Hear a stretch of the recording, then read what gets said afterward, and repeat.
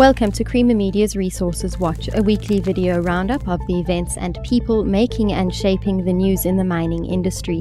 This week, Nick Holland says change is needed to sustain South Africa's gold mining industry. A new 200 million rand platinum, iron ore and vanadium explorer lists on the JSE. And an industry stalwart predicts the impacts of the US shale gas revolution on Africa.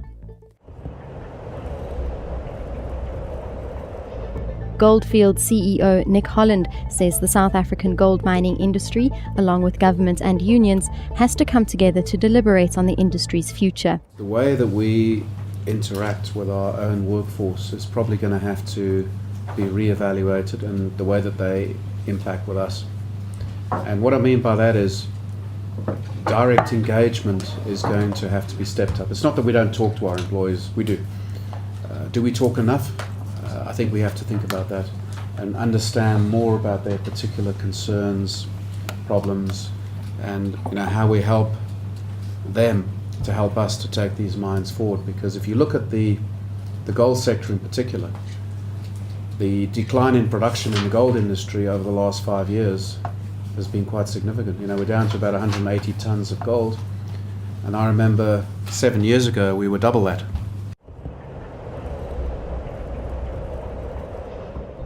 A new platinum, iron ore and vanadium exploration company has listed on the Johannesburg Stock Exchange. The outward appearances, it's a very tough time, but we certainly believe that we've seen the bottom of the platinum market already, and we're on the up from here.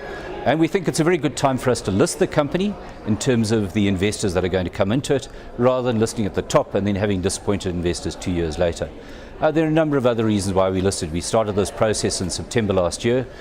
We approached Winston Flocke, a flagship asset management for capital, and he suggested that we reverse into his listed cash shell New Corp Capital, of which he owned 38%. The cash shell provided us with a spread of shareholders, it provided us with some cash, and the process has taken, yes, a little bit longer than we expected, but we are finally there, so it is a big day for us.